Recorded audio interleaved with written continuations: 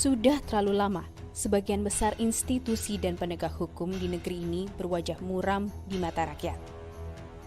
Mereka yang seharusnya menegakkan hukum, tak jarang justru meruntuhkan hukum dan menjadikan hukum sebagai ajang mengeruk untung.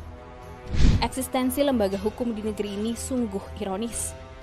Mereka yang semestinya menjadi penjamin keadilan masyarakat malah kerap menguar ketidakadilan bagi masyarakat. Mereka yang seharusnya menjadi pengayom rakyat malah sering menjadi penindas rakyat. Pungli dan suap sudah lama melekat di baju polisi.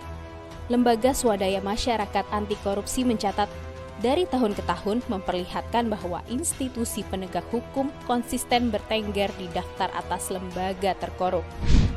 Salah satu kasus yang sempat membuat institusi Polri menjadi sorotan yakni kasus korupsi pengadaan alat simulator SIM roda 2 dan roda 4 yang dilakukan mantan Kepala Korps Lalu Lintas Polri, Inspektur Jenderal Joko Susilo. Tidak hanya dia, kasus ini juga melibatkan wakilnya dari Korps yang sama yaitu Brigadir Jenderal Didik Purnomo. Joko terbukti memerintahkan Didik sebagai pembuat keputusan agar pengadaan simulator SIM diberikan kepada PT Citra Mandiri Metalindo Abadi milik Budi Susanto. Selain itu, PT Inovasi Teknologi Indonesia juga terbawa dalam masalah ini.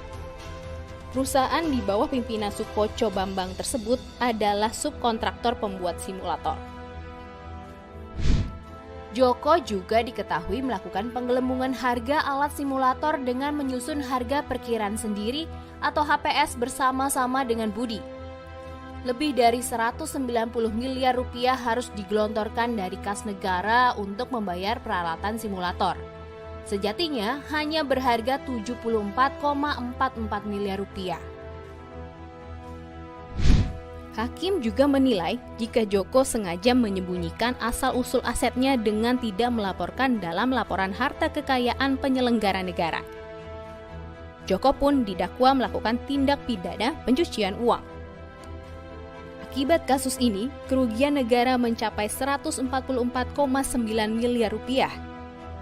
Seandainya angka tersebut digunakan untuk membiayai pembangunan pendidikan, maka ada lebih dari 50 gedung sekolah dasar dengan fasilitas yang cukup baik.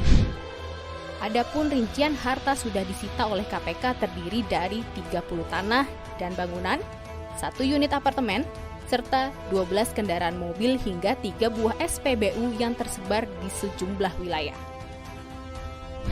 Dari hasil sitaan ini, KPK telah menyerahkan aset tanah dan bangunan di kota Solo yang bernilai 11,19 miliar rupiah kepada Kementerian Hukum dan HAM. Selain itu, 1 rumah yang juga diberikan KPK kepada Pemkot Solo direncanakan akan digunakan sebagai museum batik. Akibat perbuatannya, Pengadilan Tipikor Jakarta menjatuhkan vonis 10 tahun penjara bagi Joko Susilo. Atas vonis ini, Joko sempat mengajukan banding karena menilai vonis hakim terlalu berat. Namun, Pengadilan Tinggi Jakarta justru memperberat hukuman bagi Joko menjadi 18 tahun penjara sesuai dengan tuntutan jaksa.